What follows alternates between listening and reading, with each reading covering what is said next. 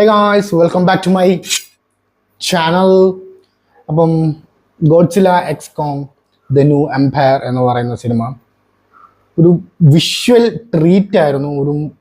ഒരു ഇഞ്ച് പോലും ലാഗില്ലാതെ ടേ ടേ ടേ എന്നും പറഞ്ഞ പടം മുമ്പോട്ട് പോകുന്നത്.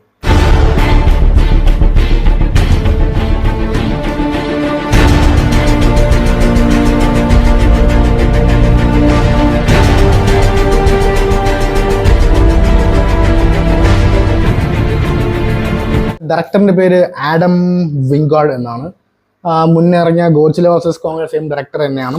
പിന്നെ ഇതിൽ ഹ്യൂമൻസിന് വലിയ റോളില്ല. ആകപ്പാടെ റോളുള്ളത് കൈലി ഹോട്ട്ലി എന്ന് പറഞ്ഞാൽ മറ്റേ ആ ഡെഫ് ആയിട്ടുള്ള ആ പെൺകൊച്ചില്ലേ, ആ പെൺകൊച്ചിനാണ് ഇതിൽ ഏറ്റവും കൂടുതൽ ഇമ്പോർട്ടൻറ്റ് റോളുള്ളത്. ബാക്കി ആർക്കും വലിയ റോളൊന്നുമില്ല. പിന്നെ അങ്ങോട്ട് ഗോഡ്സിലയുടെയും കോങ്ങിൻ്റെയും അങ്ങോട്ട് പൂര വിളയാട്ടമായിരുന്നു. ആക്ച്വലി ഇതിൽ ഏറ്റവും കൂടുതൽ സിനിമയിൽ സ്കോർ ചെയ്യുന്ന കോങ് ആണ്. പിന്നെ മിനി കോങ് ആണ്. മിനി കോങ് ഭയങ്കര രസമാണ് കേട്ടോ, ഭയങ്കര എൻഗേജിങ് ആണ്. അവസാനത്തെ 30 മിനിറ്റ് ഉണ്ടല്ലോ, എഡ്ജ് ഓഫ് ദി സീറ്റ് ആണ് പടത്തിൻ്റെ. എഡ്ജ് ഓഫ് ദി സീറ്റ് അവിടെ ഹ്യൂമൻസിൻ്റെ റോളേ ഇല്ല, ഇടിച്ച് പരിപ്പടക്കും. അടിപൊളി സീക്വൻസ് ആയിരുന്നു അവസാനത്തെ 30 മിനിറ്റ്. അതിൽ ഷിമു, ഞാൻ പറഞ്ഞിട്ടുണ്ട്, ആക്ച്വലി ഷിമുവിനെയൊക്കെ അവസാനം ഞാൻ പറയുന്നില്ല, അത്രയ്ക്ക് അങ്ങ് ഇതാകും. പിന്നെ സ്കാർക്കിങ് ഭയങ്കര അടിപൊളിയാകും. സ്കാർക്കിങ്ങിന് കൊടുക്കുന്ന ആ ഒരു വാല്യൂ ഉണ്ടല്ലോ, അതൊക്കെ ഭയങ്കര ഇമ്പോർട്ടൻസ് ആണ്. സ്കാർക്കിന് ആ ഒരു വാല്യൂ കൊടുക്കും. നമുക്കേ നോക്കൂ, ഇതിനങ്ങ് ചവിട്ടി അരയ്ക്കാനുള്ള ദേഷ്യം വരും സ്കാർക്കിങ്ങിന്. അത്രയ്ക്കും നമ്മുടെ റൂളായിട്ടാണ് സ്കാർക്കിങ്ങിനെ കാണിക്കുന്നത്. പക്ഷേ ഇത് സ്കാർക്കിങ് ഭയങ്കര റൂളാണ്. പിന്നെ നമുക്കറിയാം അതിൽ സ്കാർക്കിങ് ആണ് ഷിമുവിനെ കൺട്രോൾ ചെയ്യണത്. ഞാൻ ഓൾറെഡി റിയാക്ഷനിലൊക്കെ നിങ്ങൾക്ക് ഞാൻ പറഞ്ഞിട്ടുണ്ടായിരുന്നു. അടിപൊളിയായിരുന്നു. എൻ്റെ അമ്മോ, കോങ് ആക്ച്വലി ഒരു ഹനുമാനെ പോലെ റേഞ്ച് ആയിരിക്കുകയാണെങ്കിൽ അവിടെ ഫീൽ ചെയ്തു. അത്ര രസമുണ്ടായിരുന്നു കോങ്ങിനെ കാണാനായിട്ട്. ഭയങ്കര ഒരു ഇമ്പാക്റ്റ് ആയിരുന്നു. ഒരു ഡോൾബി അറ്റ്മോസിലൊക്കെ നിങ്ങൾ കാണുന്നെങ്കിൽ ഒരു എഫക്റ്റ് വേറെ ആയിരിക്കും. പിന്നെ ഇവിടുത്തെ ഐമാക്സ് ഞാൻ കൂടുതൽ പ്രിഫർ ചെയ്തില്ല. കാരണം ഒരു ഐമാക്സ് സിറ്റുവേഷൻ കുഴപ്പമില്ലെങ്കിൽ പോലും ആ ഒരു സൗണ്ട് എഫക്ട്സിന് ഭയങ്കരമാണ്.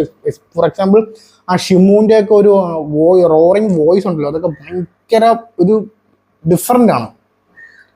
അത് നമ്മളൊരു പക്ക ഒരു നല്ലൊരു ക്വാളിറ്റി സ്പീക്കറിൽ ഉണ്ടെങ്കിൽ ആ ഒരു എഫക്റ്റ് കിട്ടത്തുള്ളൂ. പിന്നെ ഇതിലത്തെ മ്യൂസിക് വന്നിട്ട് ടോം ഹോൾക്കൻബോർഗ് ആണ്.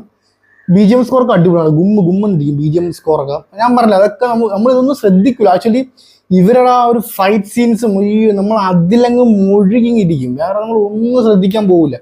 മനുഷ്യന്മാരെയൊക്കെ ഒന്ന് കാണണ്ട. നമുക്ക് ആ കോങ്ങിന് ഇവർക്ക് സെപ്പറേറ്റ് ഇൻട്രോ ഉണ്ട് കോങ്ങിനും ഗോഡ്സിലേക്കും. അത് പക്കയായിട്ട് കാണിച്ചിട്ടുണ്ട്, അടിപൊളിയാണ്. പിന്നെ മോത്രയാണ്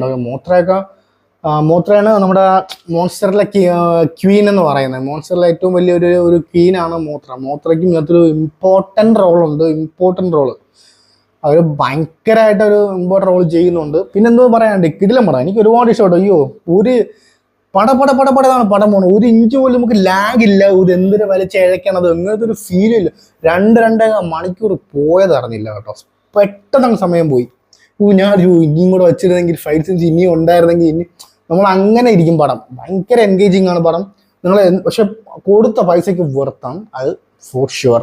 പൈസയ്ക്ക് 100% വേർത്തിട്ടായിരുന്നു പടം. സോ നിങ്ങൾ എന്തായാലും must watch in theatres for sure. OTTക്കൊന്നും വെയിറ്റ് ചെയ്യണ്ട, ജസ്റ്റ് ഗോ ഫോർ ഇറ്റ്. പടം ഭയങ്കര എൻഗേജിങ് ആണ്. ഓക്കെ ഗായ്സ്, അപ്പം ചാനൽ സബ്സ്ക്രൈബ് ചെയ്യുന്ന കാര്യം ഒന്ന് ആലോചിക്കുക. Sign off from Anand KC. എല്ലാം ആവട്ടെ. Bye.